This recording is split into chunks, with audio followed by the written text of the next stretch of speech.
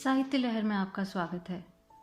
आज आप सुनेंगे मालती जोशी जी की कहानी फासले।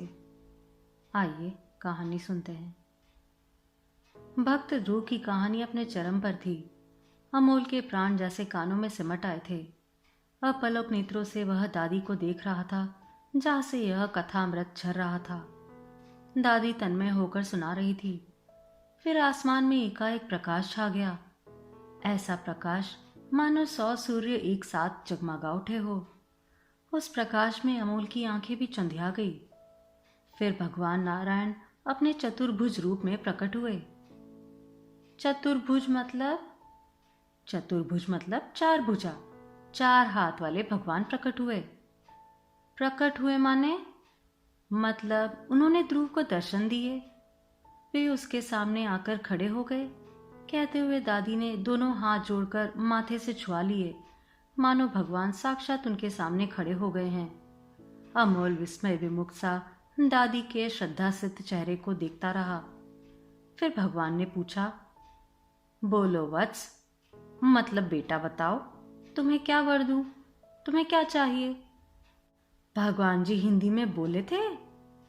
प्रश्न इतना अप्रत्याशित था कि दादी से तुरंत कोई उत्तर देते न बना। फिर बात को घुमाकर बोली, बेटे, भगवान जी तो मन की भाषा जानते हैं। तुम जिस भाषा में बात करो समझ जाते हैं। अंग्रेजी जानते हैं? अमोल ने सशंकित स्वर से पूछा, क्योंकि उसे हिंदी तो ठीक से आती नहीं है। अगर कभी भगवान जी से सामना हो गया तो बात कैसे करेगा?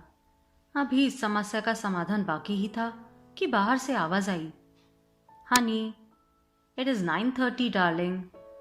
अमोल दादी की गोद में दुबक गया, पर इससे क्या फर्क पड़ता है।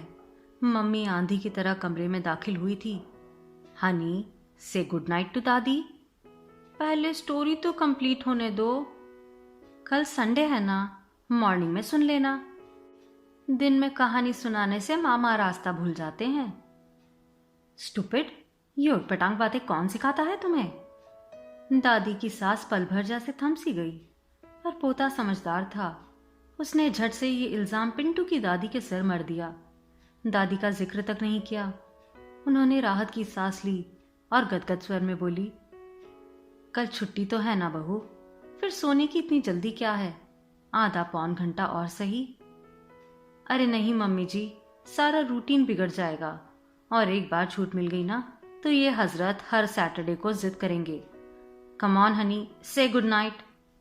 बेचारा अमोल मम्मी के साथ घिसटता हुआ चला गया और वे असहाय भाव से उसे देखती रही।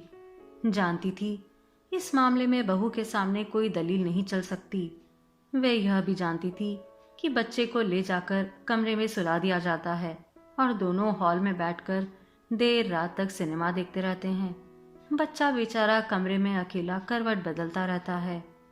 आज तो उसे नींद भी नहीं आएगी। अधूरी कहानी सुनकर कोई सो सकता है भला? लेटे लेटे उल्टी सीधी कल्पनाएं करता होगा। उसका दिमाग भी तो इतना तेज है। अभी कैसे पूछ रहा था, भगवान जी कौन सी भाषा बोलते हैं? उन्हें तो कभी इस बात का ख्याल भी नहीं आया। बिस्तर पर लेटे लेटे उनके मन में भी ध्रुव का अधूरा आख्यान ही घूमता रहा। ध्रुव की जगह उन्हें अमोल का चेहरा नजर आता रहा। बेचारा नन्हा सा बच्चा भूखा प्यासा जंगल में अकेला भटक रहा है।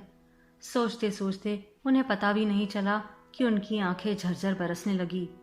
बड़ी देर के बाद उन्हें इस बात का भान हुआ। तब उन्हें याद आया कि अभी अभी जो बाल रूप उन्होंने कल्पना में देखा था वह अमोल का नहीं था, वह केशव था, उनका बेटा। स्कूल के एक नाटक में वह प्रहलाद बना था। उस दिन भी नाटक देखते देखते वे रो पड़ी थी। घर आकर उन्होंने बच्चे की नजर भी उतारी थी। नजर उतारने की बात से याद आया, पहली बार जब उन्होंने अमोल को यूनिफॉर्म में देखा था तो ठगी सी रह गई थी। बहू से कहा भी था, शाम को इसकी नजर उतार देना बहू। क्यों? इस ड्रेस में देखा है ना, कितना रौबदार लग रहा है, कोई डिप्टी हो जैसे। बहू फीकी सी हंसी हंस दी थी। अम्मा जी, यह तो स्कूल का यूनिफॉर्म है, रोज ही तो पहनता है, सभी बच्चे पहनते हैं। पहनते होंगे, पर अपना बच्चा तो अपना ही होता है ना। उसे औरों की जमात में खड़ा थोड़ी ही किया जाता है। पर बहू से उलझना बेकार था। उन्होंने मन ही मन भगवान जी को गुहारा था, भोलेनाथ जी, बच्चे का ख्याल रखना, कहीं मेरी ही नजर ना लग जाए मुई। हमारे बच्चे तो गांव की पाठशाला में पढ़े हैं, वहां ना तो ऐसी ड्रेस थी, ना ऐसे जूते, इतना भारी भरकम बस्ता भी नहीं होता था वहां। पलक झपकने को थी कि बाहर से आवाज आई, अरे तुम सोए नहीं अब तक? मम्मी, डर लग रहा है। डर तो लगेगा ही, दिन रात उल जुलूल कहानियां सुनोगे तो और क्या होगा। तुम चलो ना प्लीज। आ रही हूं, 5 मिनट रुक जाओ जरा। चली क्यों नहीं जाती? 5 मिनट में ऐसा क्या देख लोगी तुम? बच्चा बेचारा नींद से बेहाल हो रहा है। तो तुम ही चले जाओ ना, वहां बैठे बैठे भाषण क्यों झाड़ रहे हो? तुम ही ने उसे स्पॉइल किया है। देखना, नेक्स्ट ईयर मैं इसे हॉस्टल में ही डाल दूंगी, तब बुलाना बच्चों मम्मी को। इसके बाद शायद केशव बच्चे को लेकर कमरे में चला गया था, क्योंकि हॉल से अब सिर्फ पिक्चर की आवाज आ रही थी। उफ, कैसी भयानक आवाजें थी। बच्चा डरेगा नहीं तो क्या होगा? पता नहीं ये क्या शौक पाल लिया है इन लोगों ने। दिन भर दफ्तर में बैठकर मगजमारी करेंगे, फिर आधी रात तक जागकर सिनेमा देखेंगे। ना ये कहीं जाते हैं, ना इनके यहाँ कोई आता है। घर में आवाजाही हो तो थोड़ी रौनक बनी रहती है, यहाँ तो सन्नाटा सा खिंचा रहता है। ये हमारा टीवी ना हो तो घर में आदमी की आवाज सुनने को तरस जाए। बड़ी ललक से आई थी यहाँ, गांव में जी को चुभने सा लगा था।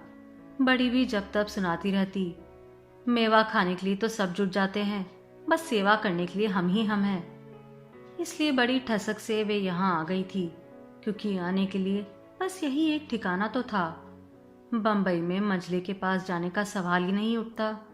1.5 कमरे का तो मकान है, उसी में सबका उठना बैठना सोना खाना होता है। उनसे यह सब बर्दाश्त नहीं होता, इसलिए केशव के पास चली आई थी। पर यहाँ आते ही एक निचार सूनेपन ने उन्हें घेर लिया। सुबह तो खैर सभी हड़बड़ी में होते हैं, किसी को बात करने तक की फुर्सत नहीं होती। 10 बजे तक पूरा घर खाली हो जाता है और वे बैठी मैरी की राह देखती रहती है।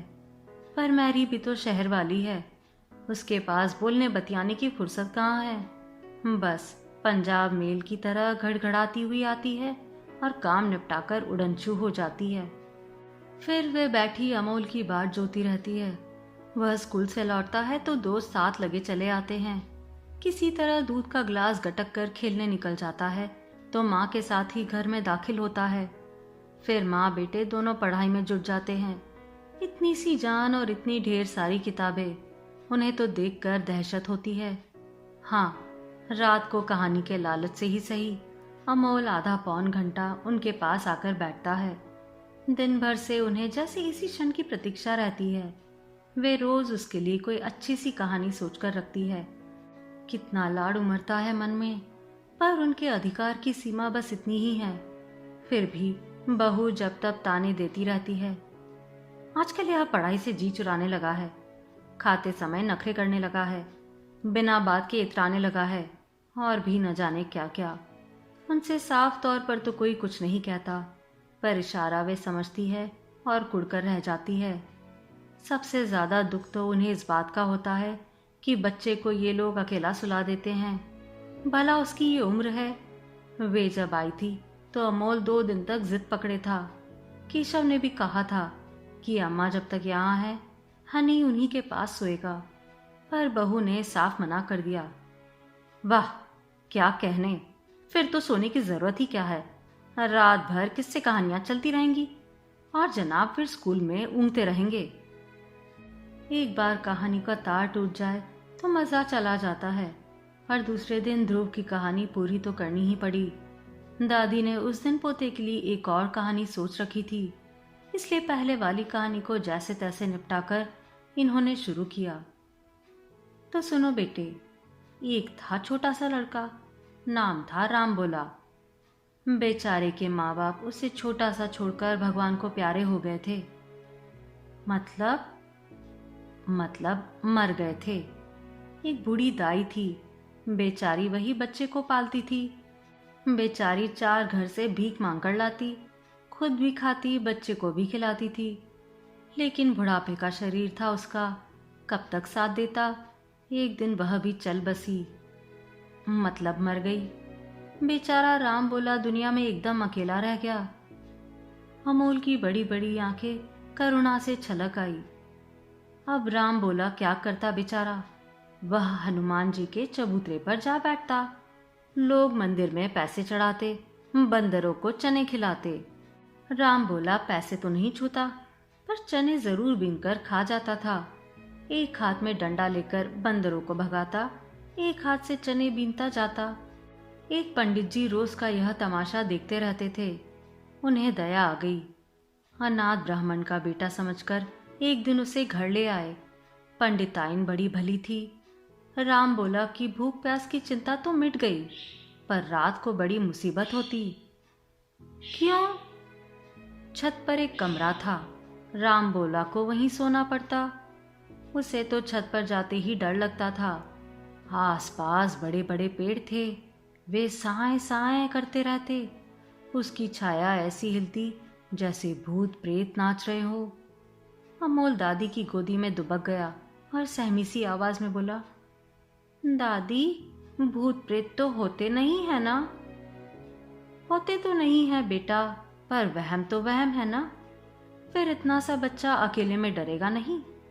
डर के मारे उसका कलेजा मुंह को आने लगा। ऐसे में फिर एक दिन उसने हनुमान जी का सुमिरन किया। सुमिरन मतलब उन्हें याद किया और झट से एक छंद बना डाला। भूत पिशाच निकट नहीं आवे, महावीर जब नाम सुनावे। बस महावीर का नाम लेते ही उसका डर उड़न छू हो गया। तब से उसने बस यह मंत्र पकड़ लिया। ऐसा सिद्ध मंत्र है, जो भी इसे पढ़ता है उसे कभी डर नहीं लगता। दादी, मैं यह मंत्र पढ़ सकता हूं? जरूर पढ़ सकते हो, पर मेरे तो मम्मी डैडी है। उन्हें मेरी उम्र लग जाए बेटा, मम्मी डैडी है तो क्या हुआ, भगवान का नाम कोई भी ले सकता है। उस रात अमोल वह छंद रटता हुआ ही सोने चला गया। वे देर तक प्रतीक्षा करती रही, पर उस रात अमोल ने हॉल में आकर माँ पापा को तंग नहीं किया, बल्कि उन्हें नींद नहीं आई। हॉल में शायद कोई अंग्रेजी पिक्चर चल रही थी, क्योंकि समझ में कुछ नहीं आ रहा था। आवाजें थी कि कान फाड़े डाल रही थी। वे हिम्मत करके उठी कि केशव से कहे कि भैया थोड़ी आवाज धीमी कर लो, तुम्हें नींद नहीं आ रही, पर औरों को तो सोने दो। वे उठकर दरवाजे तक गई ही थी, पर जैसे ही पर्दे पर नजर गई, शर्म के मारे वे उल्टे पैर लौट आई। छी छी, बाल बच्चों के घर में ऐसी तस्वीरें देखता है कोई? तभी ना बच्चे को ढेल ढाल कर दूर भगा देते हैं। उनके मुंह का जायका इतना खराब हो गया कि बस। अमोल उन्हें रोज सुबह कान में आकर कह देता, दादी, मैंने मंत्र याद कर लिया है, अब मुझे डर नहीं लगता। लेकिन दादी और पोते का यह रहस्य घर वालों पर जरा देर से खुला। एक दिन खाना खाते समय केशव ने अचानक कहा, आजकल तो हमारा बेटा बड़ा बहादुर बन गया है, रात में डरकर भागता नहीं है। मैंने मंत्र सीख लिया है ना। कौन सा? हनुमान जी का नाम सुनावे, भूत प्रेत सब भाग जावे। केशव को हंसी आ गई। बेटे की पीठ थपथपाते हुए बोले, अरे वाह रे मेरे मिट्टी के शेर, मंत्र तो खूब याद कर लिया है, पर पहले उसे ठीक से पढ़ना तो सीख लो। बहू प्लेटों में सब्जी डाल रही थी। अपना हाथ रोककर उसने पूछा, यह अभी क्या बोल रहा था? हनुमान चालीसा पढ़ रहा था, केशव ने हंसकर कहा। पर जैसे ही उसकी नजर पत्नी के चेहरे पर पड़ी, उसकी हंसी गायब हो गई। वह क्या कहकर इतनी जोर से चीखी जैसे सांप पर पांव पड़ गया। उसके बाद आधे घंटे तक वह धुआंधार बोलती ही रही। दादी के पल्ले कुछ नहीं पड़ा। बस इतना भर समझ में आया कि दुनिया चांद पर जा रही है और हमारे यहाँ देखो हनुमान चालीसा पढ़ा जा रहा है। उनकी समझ में यह नहीं आया कि हनुमान चालीसा पढ़ने से ऐसा क्या अनर्थ हो गया। बच्चा दिन भर इलू इलू गाता है तो इन्हें कोई फर्क नहीं पड़ता। वह कुल्ले मटकाते हुए ओए ओए नाचता है तो ये निहाल हो जाते हैं। पर बच्चे ने जरा सा भगवान का नाम क्या ले लिया, जैसे आसमान फट पड़ा। लेकिन एक बात वे जरूर समझ गई कि अब उनके यहाँ के दिन पूरे हो गए हैं। बहू अब उन्हें यहाँ बर्दाश्त नहीं करेगी। वह रह भी गई तो अमोल को उनके साए से बचाकर रखा जाएगा और यह उनसे सहन नहीं होगा। इसलिए खुद ही बोली, कनागतों से पहले मुझे घर पहुंचा दे बेटा। तेरी भाभी को तो कुछ मालूम नहीं है। मैं ना हुई तो पितर प्यासे रह जाएंगे। आप सुन रहे थे मालती जोशी जी की कहानी फासले।